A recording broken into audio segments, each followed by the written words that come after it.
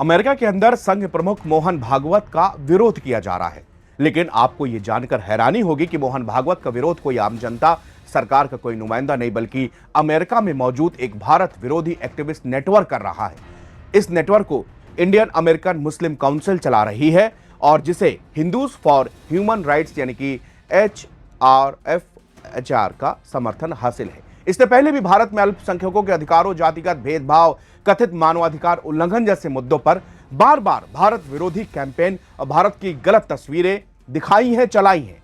United states commission of international religious freedom ने America सरकार से कहा है कि वो राष्ट्रीय स्वयंसेवक संघ यानी कि RSS के सदस्यों को हाई लेवल मीटिंग्स में शामिल करने के बजाय उन पर प्रतिबंध लगाए।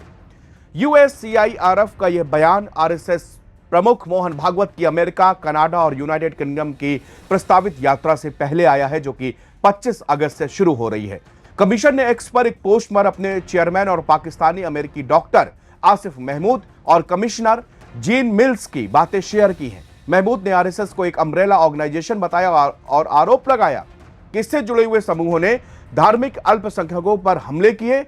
वहीं मिल्स का कहना है कि RSS नेताओं को भले ही वो भारत सरकार से जुड़े हों, हाई लेवल मीटिंग्स या डिप्लोमेटिक शिष्टाचार का लाभ नहीं दिया जाना चाहिए। यह खुलासा न्यूज़ 18 नेटवर्क ने अपनी एक रिपोर्ट में किया है। न्यूज़ 18 की रिपोर्ट के मुताबिक इंडियन अमेरिकन मुस्लिम काउंसिल और Hindus for human rights America में रहने वाले भारतीय समुदायों के बीच भारत के विवादास्पद राजनीतिक और सामाजिक मुद्दे को उठाते रहे हैं। IAMC की स्थापना 2002 में गुजरात दंगों के बाद हुई थी और ये एक रजिस्टर्ड 501c3 संगठन के तौर पर काम करता है, जिसके पूरे अमेरिका में कई चैप्टर्स हैं। यह भारत और भारतीय अमेरिकी समुदाय पर केंद्रित मानवाधिकार और वकालत एडवोकेसी के ढांचे के तहत अपना काम करता है। रिपोर्ट में बताया गया है कि HFHR की स्थापना 2019 में की गई थी। यह अमेरिका स्थित एक एडवोकेसी ग्रुप है जिसके प्रमुख सुनीता विश्वनाथ और राजू राजगोपाल है। यह अमेरिका स्थित उन अन्य समूहों के साथ में मिलकर काम करता है जो भारत विरोधी विचार रखते हैं और भारत की तस्वीरों को गलत तरीके से पेश करते हैं। इससे पहले सीनेट और house of representative, state department और USCIF के लिए ब्रीफिंग आयोजित की है ताकि भारत को कंट्रीज ऑफ कंसर्न, चिंताजनक देशों की सूची में शामिल किया जा सके।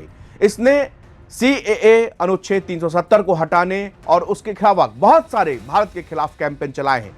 भारत में भीमा कोरेगांव मामले में आतंकी आरोपों का सामना कर रहे लोगों का समर्थन किया है।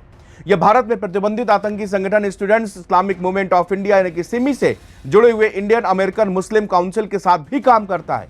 इसके अलावा इसके संबंध council of American Islamic relations UAPA के खिलाफ अभियान चलाने वाले इंडिया सिविल इंटरनेशनल, भारतीय राजनीतिक दलों और प्रवासी भारतीयों को फांसीवादी बताने वाले coalition against fascism in India, धार्मिक स्वतंत्रता और अल्पसंख्यक अधिकार को लेकर झूठ फैलाने वाले Federation of Indian American Christian Organisation of North America से भी इनका कनेक्शन है।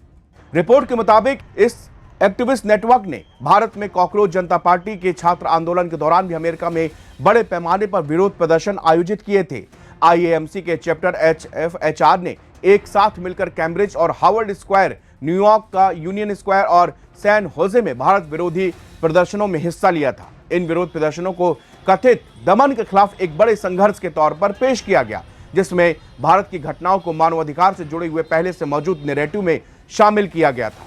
अब सवाल उठता है कि दरअसल मोहन भागवत इस वक्त अमेरिका क्यों जा रहे हैं। RSS चीफ मोहन भागवत 25 अगस्त से अमेरिका, कनाडा और ब्रिटेन के दौरे पर जाने वाले हैं।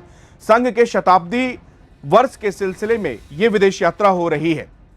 मोहन भागवत 29 अगस्त को न्यूयॉर्क में यूनिवर्सल वननेस सेलिब्रेशंस कार्यक्रम में भी शामिल होंगे। उनका स्थानीय भारतीय समुदाय और विभिन्न संगठनों के प्रतिनिधियों के साथ एक संवाद कार्यक्रम भी है।